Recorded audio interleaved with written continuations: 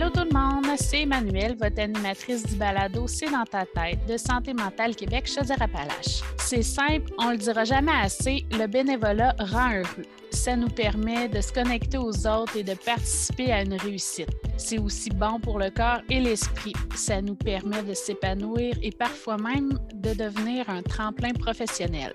Bonne écoute!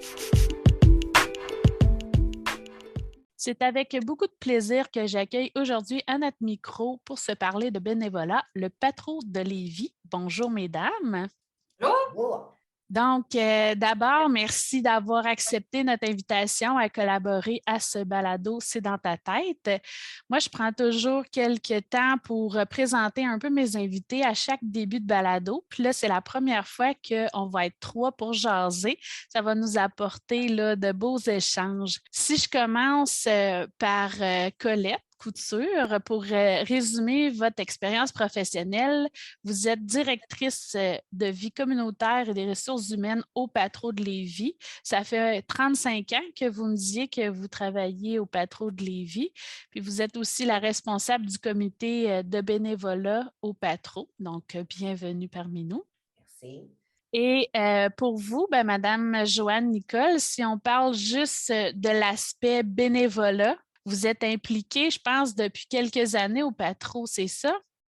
Exactement, depuis, je dirais, aux 4 ou 5 ans maximum. Le temps passe vite. Je ne sais pas, corrige-moi, Colette, si je me trompe. Non, je pense que c'est beaucoup ça, Joanne, là, 4-5 ans, mais tu en fais tellement au Patro que c'est dans l'intensité de ton bénévolat et dans la diversité aussi. Dans la qualité, c'est ça.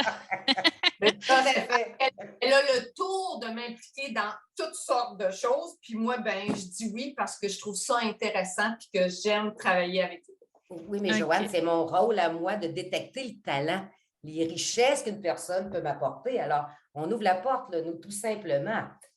Oui. C'est très proactive. Puis qu'est-ce qui vous a amené, Joanne, à faire du bénévolat de façon générale? De façon générale, quand j'ai pris ma retraite au début, probablement tout le monde va vous dire ça, on a l'impression d'être en vacances. Alors, on prend des longues vacances, puis à un moment donné, on se réveille un bon matin, puis on dit, bon, là, je ne vais pas passer 30 ans en vacances. J'ai besoin de m'impliquer, j'ai besoin de continuer à évoluer. Puis c'est devenu un besoin, un choix instinctif, je dirais, de faire du bénévolat. Je voyais une porte grande ouverte qui je pouvais m'impliquer dans n'importe lequel des domaines que j'aimerais.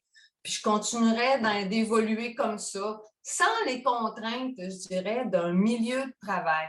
On peut continuer d'aider et de redonner à la société de cette façon-là. Puis c'est pour ça. Puis pourquoi, je dirais, le Patro ou une organisation comme ça? J'ai connu cette organisation-là pour y avoir participé à des ateliers au début, quand j'étais dans ma période longue vacances.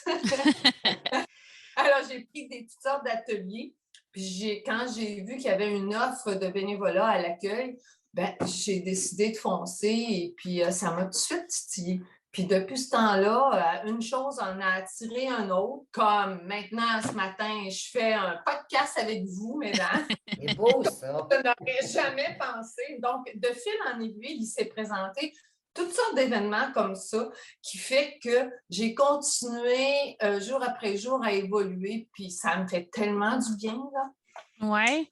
Oh, à cause, si on prend la fameuse exemple de la pandémie, je n'ai jamais senti la lourdeur de l'isolement ou quoi que ce soit, parce que pendant ces 2 années-là, ils m'ont proposé des nouvelles activités que je me suis impliquée à fond, si bien que les 2 ans ont passé pratiquement, sauf quelques petits agacements, là, dans le bonheur total d'avoir continué d'être impliquée à quelque part. Puis j'ai été heureuse pendant... J'ai jamais senti la tristesse ou l'étouffement que beaucoup de gens ont senti pendant cette période-là, grâce au bénévolat que j'ai fait au Patro, entre autres. Ça permettait justement de garder des contacts avec d'autres gens aussi, j'imagine, là. Même si c'était les implications que j'avais, c'était plus à l'extérieur. Donc, même si on ne pouvait pas se rencontrer, je faisais de l'environnement, du nettoyage de terrain, le temps passait. Il était heureux juste de croiser du monde à quelque part, de voir des fleurs, etc.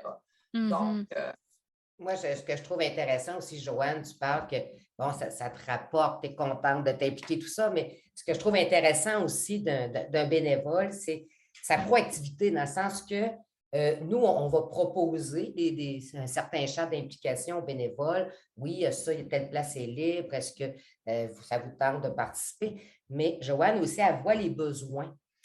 Est-ce que vous devriez peut-être, avez-vous pensé à faire telle chose ou je vois qu'il y aurait tel besoin, telle opportunité, voulez-vous que je le fasse? C'est plaisant aussi quand le bénévole nous propose des choses à l'organisation. C'est Ça, moi, je vrai. trouve qu'il faut être ouvert à ça, mais je trouve que c'est une belle façon aussi de rester actif puis connecté sur les besoins de l'organisation. Fait que merci, Joanne, parce que je pense juste à toute ton implication au niveau du zéro déchet. On a fait un virage, nous, pas trop, en ce sens-là. Puis Joanne, elle a fait des recherches, elle nous a proposé des solutions. Fait que je trouve que c'est une belle collaboration de la part d'un bénévole. Là. Ben oui, ça donne un sens aussi à nos journées puis à notre vie parce qu'on peut avoir l'impression de changer quelque chose ou aussi un certain pouvoir d'agir dans tout ça, là, puis de se sentir qu'on peut accomplir quelque chose, une belle réussite, puis ça nous redonne une belle confiance en nous aussi, là. Tout à fait, puis on apprend. Puis quand on apprend, ça nous apporte une richesse personnelle. On apprend dans une autre organisation par les gens qu'on va côtoyer, par les demandes qu'on a, par différentes choses, comme je disais tantôt, faire un podcast, etc. Donc, c'est ça qui est enrichissant. Puis tant et aussi longtemps qu'on garde une flamme comme ça, un intérêt vers l'extérieur, je pense que c'est sain pour continuer, sain dans notre tête, pour rester bien, là, vraiment. On n'est pas seul. C'est ça. Puis ça nous permet aussi d'en apprendre sur nous-mêmes. Peut-être qu'on se découvre un peu plus, c'est quoi nos limites, c'est quoi nos forces, nos champs d'intérêt. J'ai l'impression aussi que ça nous permet de se découvrir, nous, là, dans tout ça. Là. Effectivement, tu as raison. C'est un bel exemple. Parce que là, vous disiez que vous avez commencé à faire du bénévolat à votre retraite, mais est-ce que vous aviez commencé un peu avant ça, pendant que vous étiez au travail, par certaines petites implications ici et là, ou ça a vraiment commencé à votre retraite? Sur le monde extérieur, c'est vraiment quand je suis tombée à la retraite, là, que j'ai pris ma retraite. Par contre, au travail, c'est sûr que quand il y a eu des nouveaux projets, j'étais toujours de la partie quand je trouvais le projet intéressant. Tu me fais réaliser ça, là, des fois en parlant, des causes. Oui, c'est vrai.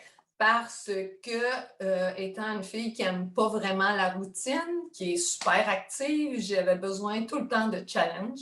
Puis c'est vrai que probablement qu'inconsciemment, je choisis l'activité puis les nouvelles idées ou les nouvelles propositions qui me sont proposées, ouais, effectivement. OK. Puis, Colette, je ne sais pas si tu pourrais nous répondre, mais tu sais, si on n'a pas beaucoup le temps au quotidien, là, c'est quoi les petites actions qu'on peut faire à chaque jour pour s'impliquer, tu sais, sans des fois tomber dans un bénévolat qui peut être hyper prenant, mais juste comme pour démontrer aux gens qu'il y a peut-être moyen de s'impliquer d'une certaine façon, même si on est au travail, par exemple, puis qu'on n'est pas nécessairement obligé d'attendre la retraite pour dire « Hey, je m'implique ». C'est ça, il y a des bénévoles qui travaillent, mais que bon, que ce soit au niveau du comité vert, un bénévole peut dire, bien, moi, je vais y aller une fois par semaine seulement, je vais donner 1 heure, je vais donner, il y en a des fois qui travaillent, mais qui vont venir animer un atelier, 2 heures de temps, un soir semaine. Il y a moyen, on pense toujours que c'était 15-20 heures par semaine, faire du bénévolat, mais Ce n'est pas nécessaire. Il y en a qui vont dire, ben moi, je vais aller donner 2 heures par semaine. Je vais y aller 1 heure le samedi. C'est ça, il y a différentes possibilités, même au niveau de la francisation. Quelqu'un peut venir 2 heures par semaine. Il y en a que c'est 1 fois par mois qui viennent lors d'une rencontre fraternelle, d'un souper. Eux autres, c'est le dimanche 1 fois par mois qu'ils vont venir. Alors, il y a des façons d'y aller ponctuellement, d'autres d'y aller plus régulièrement, mais je pense que c'est ça comme organisme qu'il faut penser, parce que même au niveau des étudiants, il y a des étudiants dans le cadre de dans le cadre scolaire qui doivent faire du bénévolat. Je pense qu'il faut adapter nos formes de bénévolat pour tous les besoins, autant les entreprises. Il y a des entreprises qui offrent aussi à leurs employés d'aller faire du bénévolat qu'ils demandent. Alors, nous, bien, on essaie également de s'adapter à ces demandes-là aux périodes que ça convient aux entreprises. Alors, je pense que c'est d'adapter selon le besoin du bénévole. Puis je crois que je pense qu'il est important, puis on prenait une formation, et puis Joanne était là dernièrement, et il disait, l'important, c'est d'être à l'écoute du bénévole. Qu'est-ce qu'il veut faire? C'est quoi ses intérêts, sa disponibilité? Être vraiment à l'écoute, là. Et ça, moi, ça m'a rappelé que oui, si on veut que le bénévolat persiste, puis qu'on le fidéliser aussi, bien, c'est vraiment répondre à son besoin, quel que soit son âge, là. Mais moi, ça m'a rappelé ça. OK. J'ajouterais, si vous me permettez, moi, personnellement, je dirais que le bénévolat demande le temps qu'on veut bien lui accorder ou qu'on a accordé selon son moment dans ta vie. Là. Tu sais, ça peut être 1 heure par semaine, 1 heure par mois. C'est toi qui décides du temps que tu veux y mettre. Puis, tu sais, des fois, on peut avoir une idée de base de dire, ben écoute, moi, 1 heure par semaine, ça me convient. Puis, finalement, tu sais, on se retrouve aussi par la passion que ça nous anime parce qu'on a trouvé quelque chose qui nous accrochait vraiment, qui fait que, oups, tu sais, on en a fait un peu plus cette semaine-là qu'on pensait. Puis, l'autre d'après, ben, on en fait un peu moins. Fait qu'effectivement, tu sais, en y allant beaucoup par les intérêts de tous et chacun, c'est comme ça qu'on trouve notre compte pour tout le monde. Là. Exact.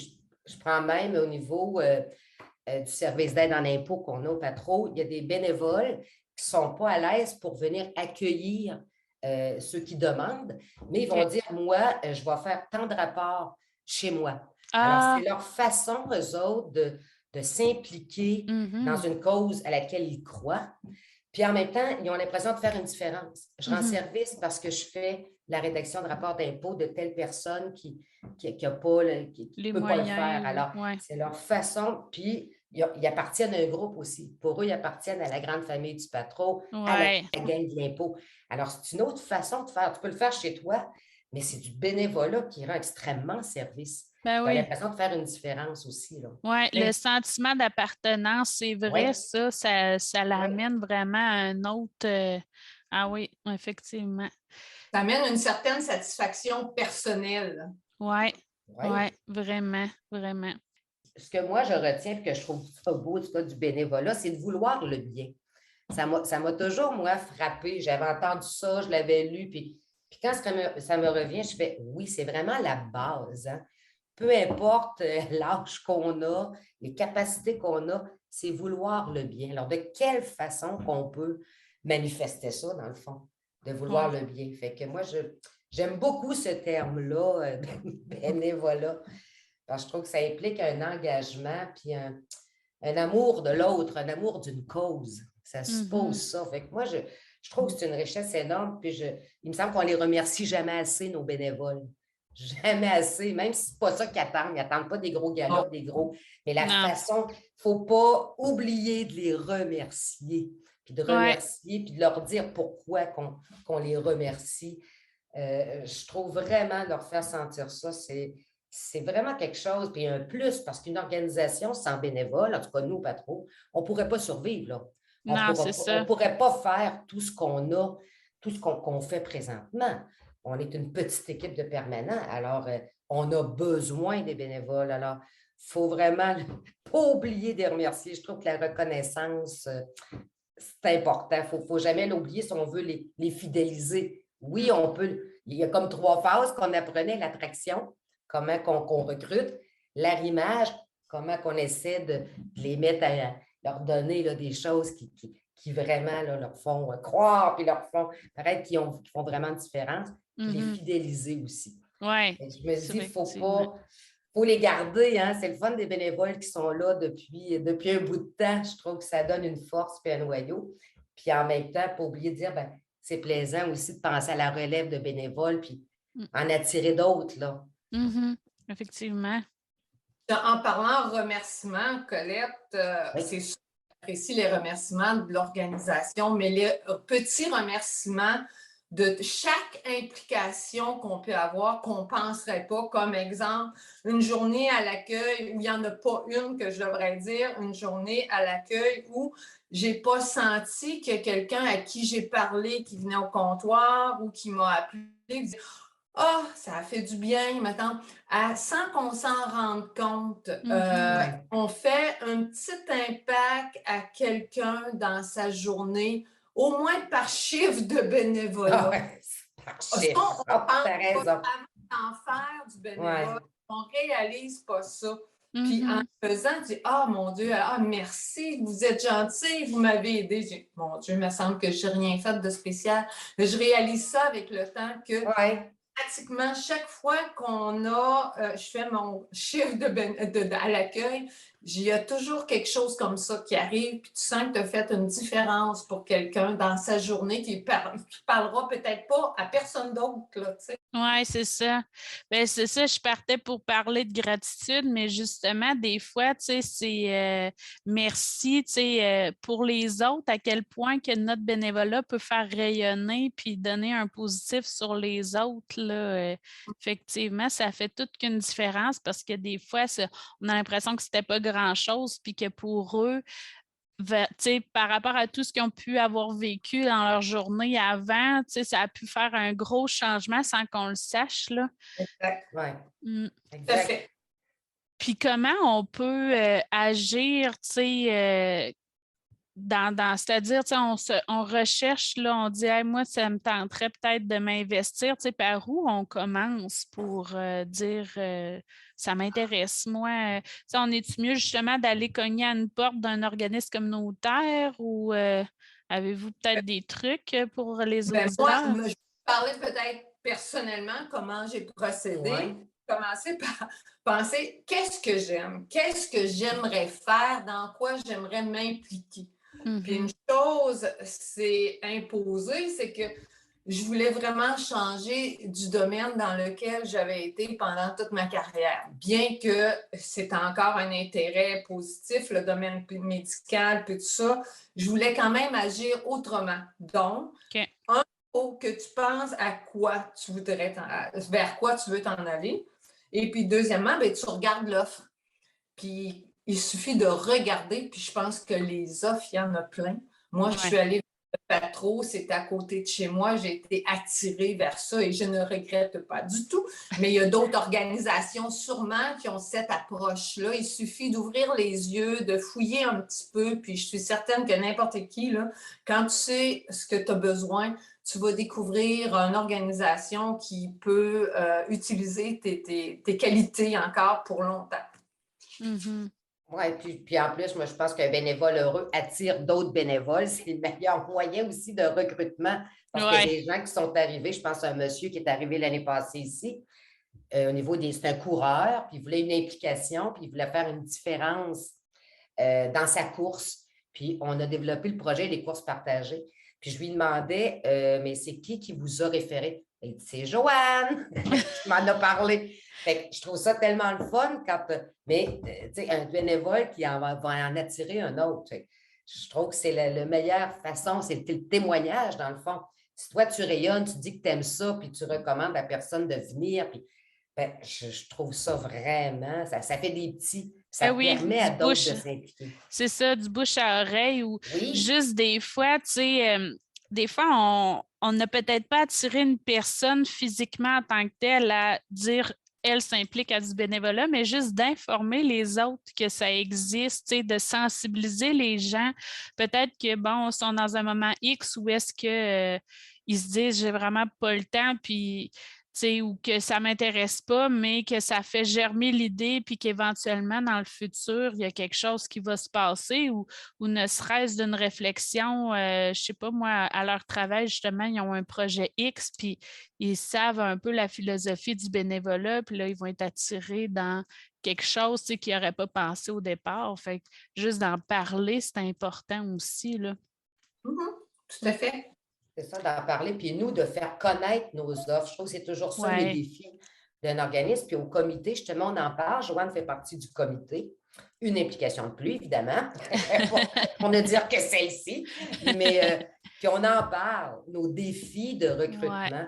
Comment faire connaître les divers volets d'implication qu'on a au patron. Comment attirer des jeunes comme des plus âgés, puis même des familles, il y a des familles, des fois, qui m'appellent, qui veulent s'impliquer en famille. Ah Alors, oui. c'est aussi, je trouve, une belle forme, mais il faut y penser. Il faut essayer de répondre à ces besoins-là, là, des gens qui sont motivés à faire de quoi. Puis je me dis, il faut vraiment être à l'écoute puis leur donner l'occasion. Fait qu'il faut développer des nouveaux champs d'intérêt, des nouvelles implications et les faire connaître.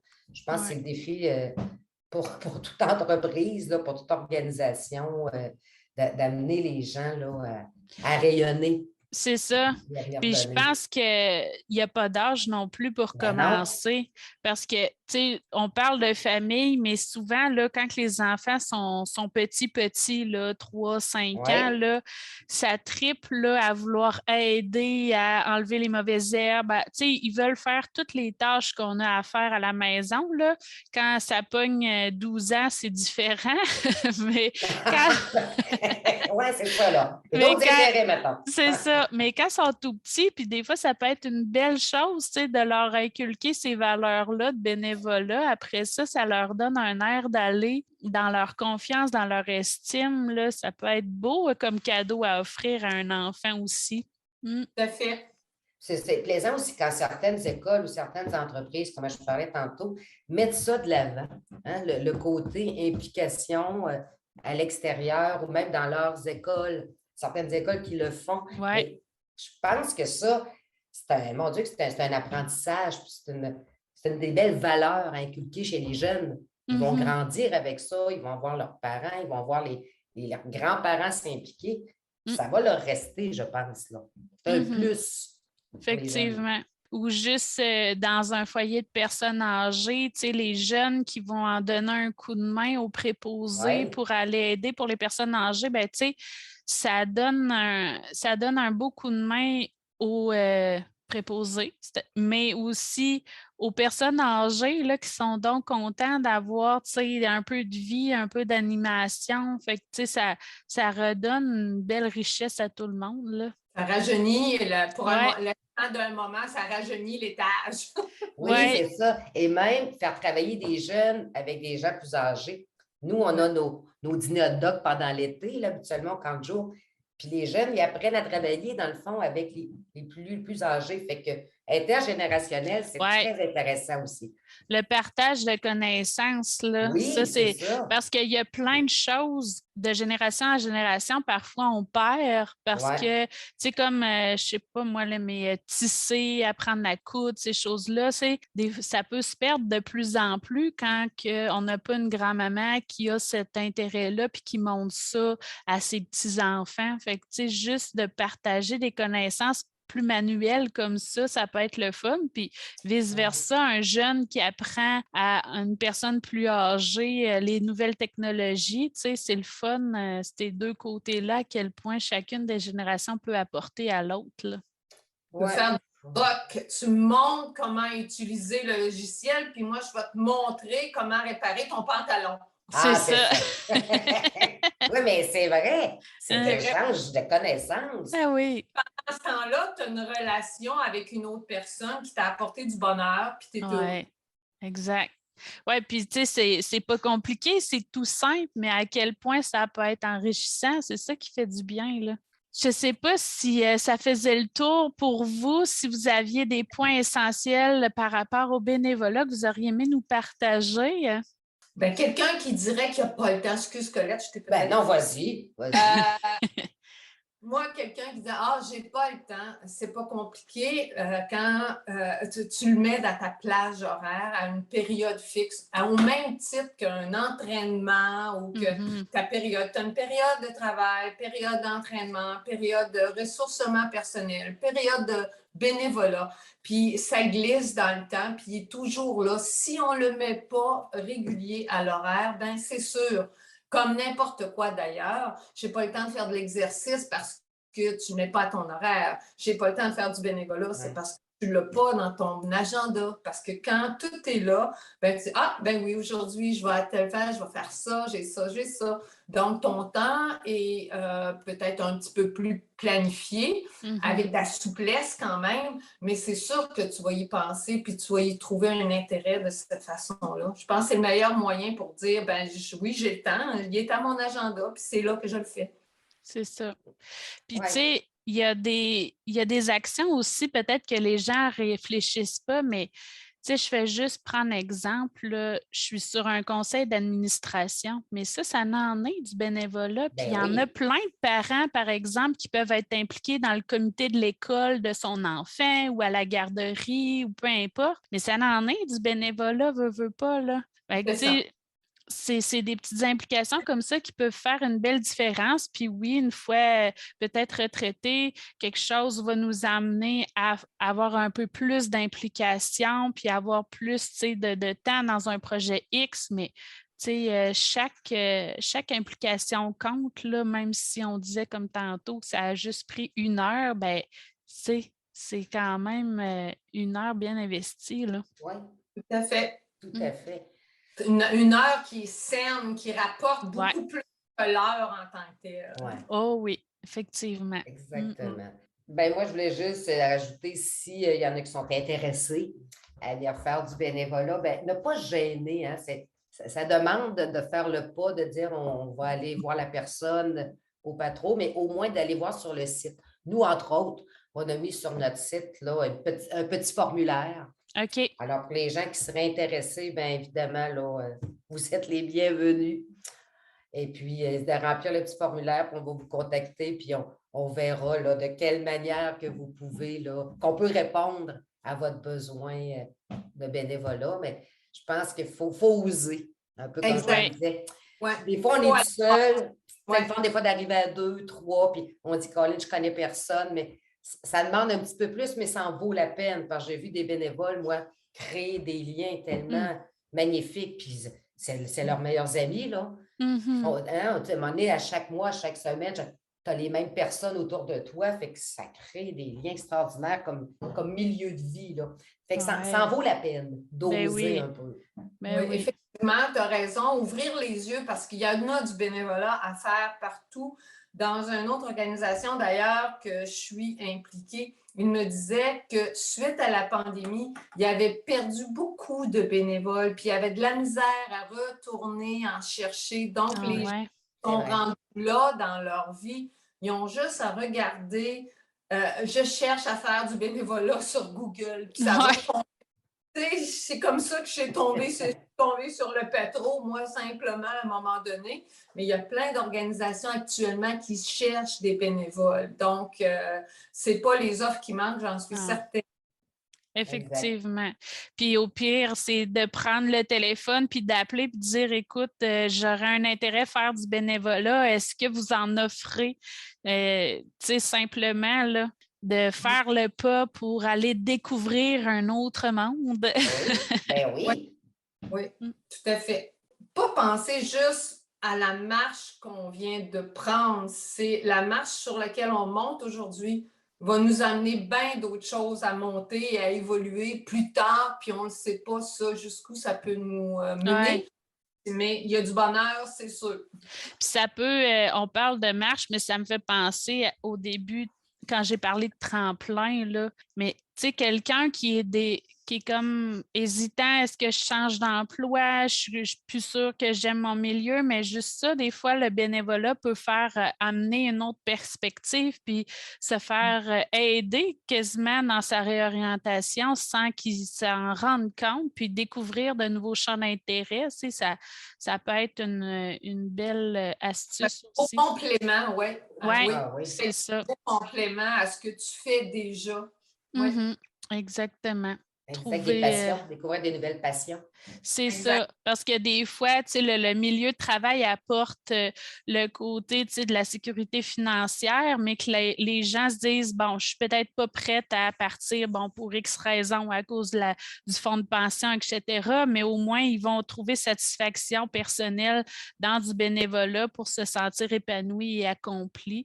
Fait que le côté complémentaire, c'est vrai que c'est intéressant aussi. Tout à fait. Puis il ne faut pas penser en nombre de temps, comme je disais. C'est ça. Juste y aller à comme autant qu'on a de disponible. Puis c'est tout, là. Oui. Eh bien, merci infiniment de votre générosité. Ça me fait plaisir. Ça a été très intéressant, mesdames. Une expérience de plus, ça m'aide Tant mieux. Ben voilà. Bénévolat de plus, Joanne.